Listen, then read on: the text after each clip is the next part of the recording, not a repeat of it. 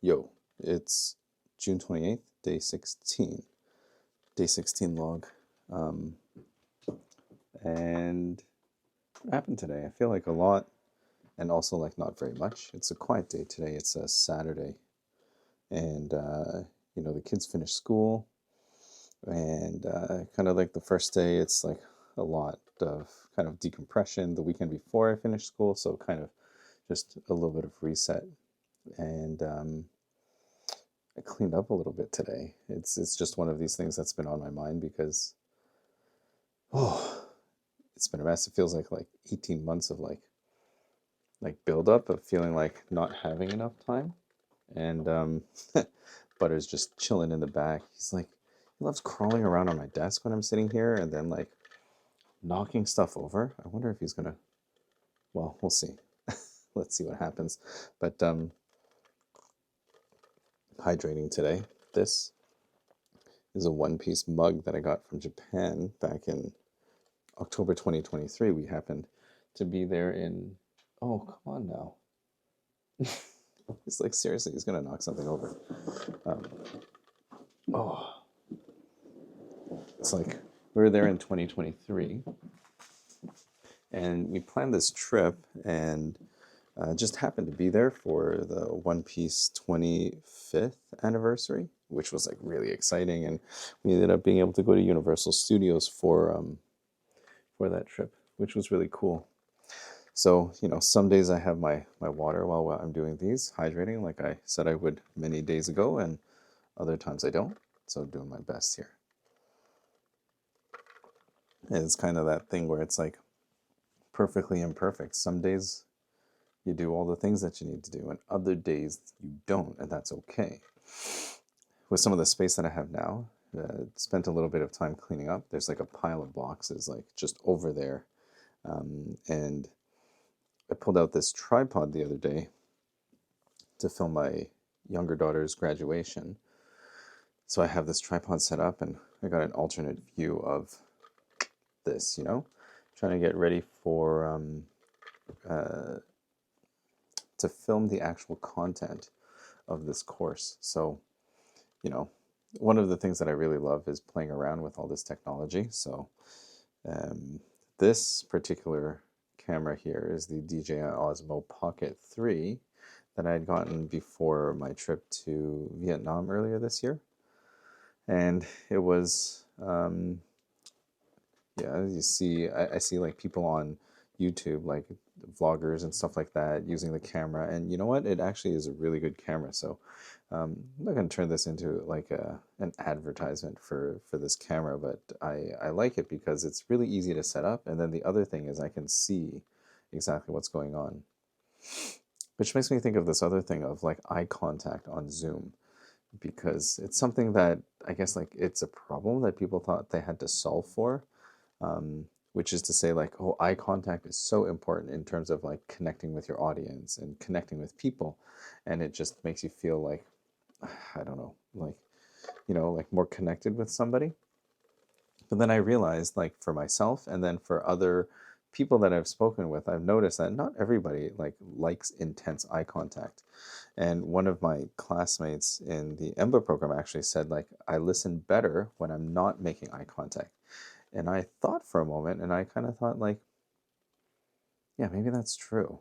So then like, so one of the things was, so that helped me kind of like move past like needing to make eye contact in like every single interaction that I had, which was nice. And I don't think that I've ever gotten that that feedback or anybody's ever said to me like, hey, like make eye contact with me so that I know that you're talking to me. I think that there are other indicators that I am listening and I'm paying attention.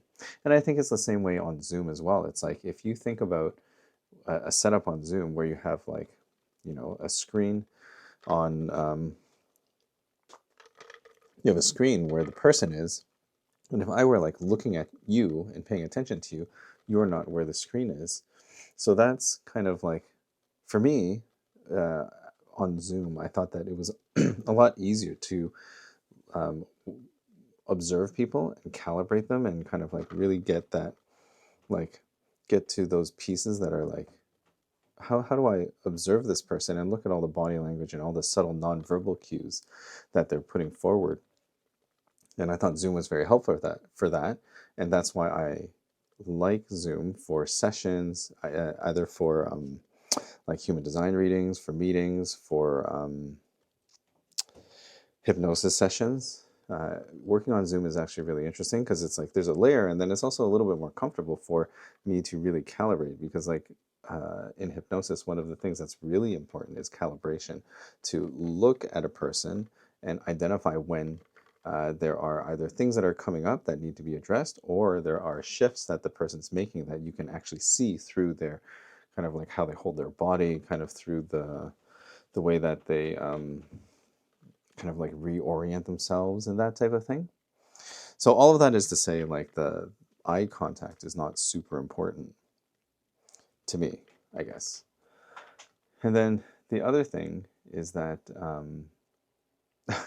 Butter's just opening the door. He's like so creative. Everybody's so creative. So like, get out of here. I'm gonna like, oh, what are you looking for? Like, be in or be out. So like, that kind of makes me think of like this type of thing of like, am I looking at the camera? Am I making good eye contact with you? And this is kind of nice because it's like I have a screen and all that. So I'm enjoying this particular setup. Like, if that didn't happen, then I wouldn't maybe be as comfortable, because I would be tied to like my computer or like my phone, which is kind of like its own thing of like, like talking into a phone and holding it, and then like, oh, I got so many gadgets. Like, I always have some kind of gadget within reach. Oh, well, this is a mount for this camera actually, but what I wanted to pull out was actually this phone mount, right? So we could use like something like this to mount the phone and have that kind of conversation, but then I can't look up the phone and all of these things.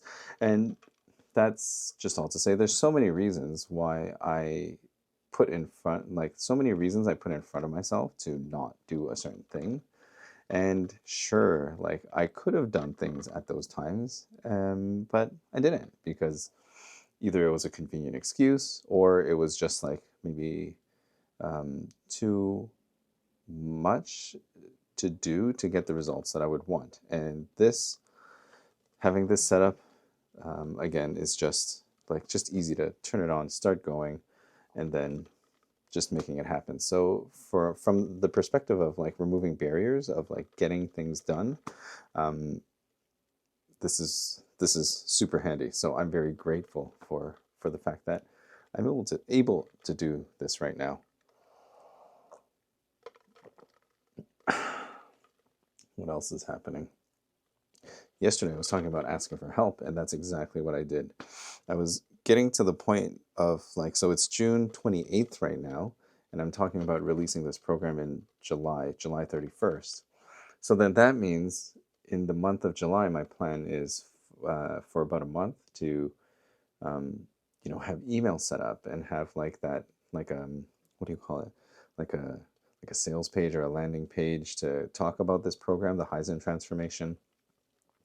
And I was finding a block there as well. The actual like sitting down and setting up the emails in the system was a block. And my friend Christian was saying, like, I've seen some of her stuff, and she does like a lot of great like things on Substack as well. She has a podcast, and she does like emails, and I've seen some spreadsheets that she shared with me, and like it's just like really great organization. So I asked her if she would be interested, and it turns out that she's like, I love setting up emails, I love doing all of these things and all of that back end stuff, and she has the capacity for it. So I asked her for some help, and she's like, yeah, I love doing that stuff. which is like so nice and freeing for me, because then I feel like I can release that mental energy of like thinking about doing, like, not only writing the emails, which is a part of it that I enjoy, and I'll get to that in a minute, but like the actual like figuring out the system, learning it, setting it up. I guess I don't mind learning the technology, but it's like to get it done in a way that makes it like simple for me. And it's like sometimes I think about like, what's the best way of doing something. And then I can go down a rabbit hole of like, I'm trying to learn like all of these different ways of doing it and then picking the best one. And if I were to point to something, I'd point to my one line in my human design as a 5-1 splenic projector. The one line is the investigator. And that's the part of me that loves to have a lot of information. So now that I've asked for help and I've gotten that yes, it's like this. I felt very energized today to just sit down and write emails because to put everything like to think about having to write emails and then having to put it somewhere. I was like, oh, is there like a more streamlined way that I could do it? Maybe I can like write it right into the system that I'm using, Pictos, which is my hypnosis trainer's kind of, what do you call it? Like, well, what do they call these things now? They're like it's like an all-in-one sales platform, basically. So, like thinking about, should I write it directly into there or should I not? I don't know. And then that was kind of another block. So then, like, it's about removing obstacles at this point. It's like, it's also that kind of rule, that law, Parkinson's law, that says like, whatever task you have will fill the time that you allot to it. And it's kind of like getting down to that wire of like, I'm getting so close. Like July 31st is going to be here before I know it. And I've started a little bit on social media and like I've recorded like what did I say? Day 16, 7? Is it day 16 or 17? If I said day 16, I apologize. It's day 17, I believe. And like I haven't released the first one of these yet, which I will start to do very soon. It's like getting down to that. It's like, okay, like now is the time to move. Now is the time to start putting the message out there so that I can start getting, like gauging interest and drumming up that interest and having all this message out there so that I can really start doing the actual work of helping people, of teaching people some of the things that I've shared in these videos. Like the intention of this is not really to teach, although I think sometimes I get into that phase because it's something that I enjoy doing. And I think these videos are a pretty accurate representation of how I would speak with you in like, I'm going to say real life, because, or let's say like in real time, because the life that you're living is always real. Like this is real. Um, which makes me think of this other thought that I was thinking, that as I'm writing the content and putting the social media together, and I'm reflecting back on like my journey of like putting myself out there onto social media, I'm remembering that, or I'm noticing a pattern of like that feeling that need to prove myself. And that is a pattern that's related. It's one of the challenges of an open heart center or an undefined heart center. For myself, in my human design chart, I have a completely open heart center. And one of the challenges there is feeling the need to prove myself, and reminding myself that that's not my energy. I know that I've embodied that a lot more in my like day-to-day interactions with people in real time, I'm going to say. Again, I'm trying not to say real life because then the question becomes, what is real? But in like actual like conversations with people, I'm feeling much less the need to prove myself. I'm able to show up more as myself. And then I'm recognizing the fact that social media feels like something different. These videos feel like something different. And it feels like I'm like trying to show up in a way that I'm trying to like show up in a certain way. I'm like, I want people to like me. I want people to kind of know, like, and trust and do all of those things. And I guess I do. I like people to kind of, you know, resonate with me. And sometimes what happens is I end up playing a character. I remember distinctly there was a time, the first couple times And for a long time, when I would show up on camera like this and make social media videos, like I was posting things on Facebook, and I felt like I was playing a character. Um, I was playing a character. It was like I put on this mask of like, this is John, the social media version, the one that, the way that like I'm gonna show up in a way that I think I need to show up on the internet, whatever that means. It's and that's probably like an influence of, you know, seeing people online and seeing people successful and seeing people like, you know, get all the likes and all that stuff. And then now this makes me think of even like the scale or the number of people that see something. It's like, you know what? Like honestly, even having one person um, watch or read something that I produce and say like, "Thank you for this," or "I really like this," or just being that one recognition is so valuable to me, and I appreciate it. I appreciate it endlessly. Um, it's like when people notice things, like I don't know, like one of the things is I've taken my brand, my previous branding, curate and upgrade, and there was a point where I was just like, I'm done, I'm going to switch over to Haizhen.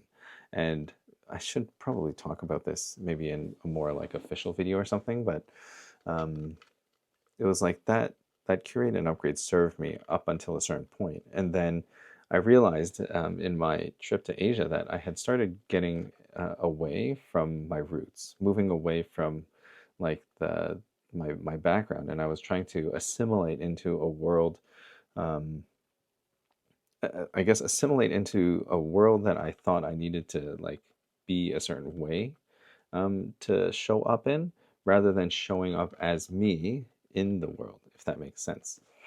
And that's what this is. This is a lot more like Asian and Chinese influence. Like if you look at some of the logos and the branding, like I'm putting like Chinese characters into it. I'm using the red color, which is like the lucky color in Chinese culture.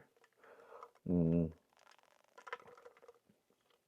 And all of this, it just feels like a lot more like real to me, which is kind of something that I think is important. So like showing up in that way is has been really nice. So like what happened? I asked for help. I asked for some help and I got a yes. And that freed up the space to start writing emails. So I was able to put together.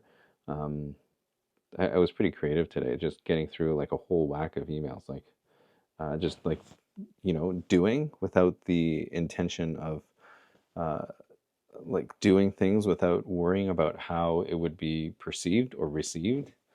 And I think like this realization is going to help me get out onto LinkedIn. LinkedIn, I believe, is where I can make the most impact or reach the audience that I intend to reach, which are high capacity bedrock leaders and creatives, people who are holding up the world, doing all of the things that they think that they need to do, that they've been told they need to do, and forgetting to hold themselves. They're supporting themselves, their family, their work, their jobs. Oftentimes, these people that I'm looking for are, or these people that I believe that this work will resonate so deeply with, are the ones who are super capable. They're the ones who can do everything, and that people turn to when things go wrong. They're like the fixers, um, and they kind of put themselves last, right? And there comes a point when you live in that experience and you look up and you pause and wonder, what am I doing? Right? What am I doing? And in some ways, like the easiest person to market to is somebody who's really similar to me or where I came from. And that's exactly where I came from. So that's where all of this is going. So I'm happy that like there's some clarity there. I'm getting a lot more organized and just starting to pull all of the things together. So like um, from the point when I started making these logs to now, it's been about 2 weeks, almost 2.5 weeks, and I've I'm happy to say that I've made some significant progress for myself. Um, and I'm really happy with where I'm going with it. I think it's just to continue to trust the process, to continue to work through, and just kind of follow along and not worry so much about proving myself and not worrying so much about necessarily having to show up in a certain way and maybe to show up as different. I never liked the idea of being like too much same as everyone else. I think that I walk, and I guess we all kind of have to walk to the beat of our own drum. And that gets missed sometimes. Like you think that you have to fit into another group, um, and that's kind of like you see a dominant narrative or a predominant narrative outside and of a way that you need to be, and it doesn't really work, right? It doesn't work for a lot of people, or does it work for anybody? I don't know. I don't know. I think that a lot of people struggle, and that's where the stress, the anxiety, the burnout, all of that comes in. And that's why I'm sitting here with you in one of my favorite fleeces, right? This is my capybara fleece. Right. So I'm just having fun chilling. Because like why not? Right? I'm comfortable. Does it affect the quality of what I'm saying? Like I mean, like if you're going to judge me based on the container that I'm sitting in, then can't help it. Go find somebody who's dressed more appropriate to what you think like somebody who's going to help you is going to be like, right? Um, I think that's part of the reason that I grown out my hair too. I used to keep it short and kept it really short, and now I have it really long. You've probably, I don't know, if you haven't seen it before, like I'm on the internet somewhere. There's probably a picture. So I'm I'm feeling like things are moving. I'm feeling that I don't know what I'm feeling actually. Like it just kind of feels, and maybe this is the funny thing, right? Like I've been having a lot of feelings lately, especially after the programs ended. You know, for 18 months, I knew like every month I was going to see this group of like 60 amazing people, to have the opportunity to interact with all these like wonderful people. Um, and maybe that's maybe this program will bring those quality people together, um, into a space that I can then look forward to seeing over and over again. I think that would be really nice. Because like what are we if not social beings? we are we live in a world full of context. We can only relate to things based on the things that are around us. We relate to other people and we relate to other objects, and like there's so much context that gives us the meaning in our lives. So maybe that's something that I can look forward to. I think that's something that I will look forward to. And if you feel like you're one of these people that are looking for community, looking for connection, looking for not only connection with other people, because I think that's part of it.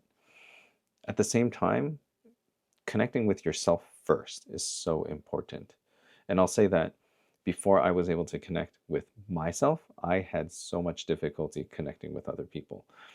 I It's not a challenge for everybody, and but sometimes like even when you go through and work in any kind of like work culture, corporate culture, it might be very easy to lose yourself.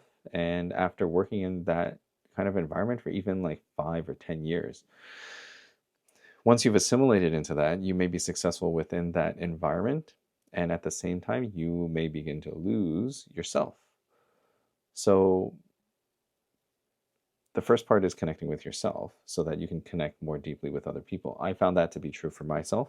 And now that I've spent the time to work and connect more, and to connect more with myself and to be more in tune with myself, I feel like I'm able to, what can I say? I'm a yapper. I've filled up the other SD card. I've talked so long that I forgot that I didn't clear off any of the SD cards. So the other one ran out, but all I wanted to just come back on here and finish saying was that I've connected with myself. I forgot where I was, but I'll just come back on and sign off because I'm a yapper, talk too much. I'd love to, I probably would be ideal to keep these more to like 20 minutes for like watchability, but like hopefully the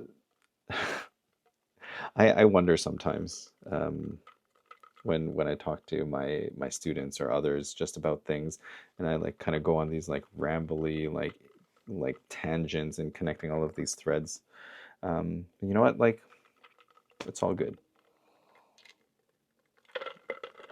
So luckily I cleaned up and I found an SD card that I had purchased and not open yet, so I was able to just quickly pop it in and just continue on, come back on and sign off and say thanks for chilling. If you got all the way to this part, thank you. Thank you for seeing me, for coming all this way with me. We're going to continue going. Watch out for more. Pull your human design chart. Like, send me your email. Follow me on social media. Send me your email so that I can connect with you. Message me. Send me stuff. I'd love to hear from you if you have any specific questions. Yeah, and let's have some fun. I'd love to find like that tight group of people who are ready to make a difference in their own lives and the lives of others. I know that I can help you get to the place that you want, because your biggest obstacle is yourself. Your biggest obstacle is yourself. My biggest obstacle is me. I'm my own biggest problem. And when you realize that you are that too, then you can finally do something about it. It's not a criticism. It's not a judgment. It's just simply, it's simply information. So think about that. If you don't think that you are your biggest problem, comment down below and tell me who your biggest problem is. And I don't know, I'm not going to judge you for it. If that's what you think, then you have something that you can go and deal with. You go and do the thing that you need to do. But I've spent enough time looking outside and pointing fingers outside of myself and realizing that it didn't get me anywhere far. It didn't get me anywhere fast. And when I started to turn the lens back onto myself, look inside, do that self work, do the internal work, make the internal shifts, that's when everything changed for me. So if you're not there yet on your journey, I welcome you to continue on your journey. I encourage you to keep moving forward. Do the things that you think that you need to do. I believe that free will and fate, determinism, live hand in hand together, and you absolutely have the free will to keep going on the path that you would like to do. If you are tired of searching on your own, of just trying one thing after another, and still not getting anywhere far, I have a solution for you. We'll see you tomorrow.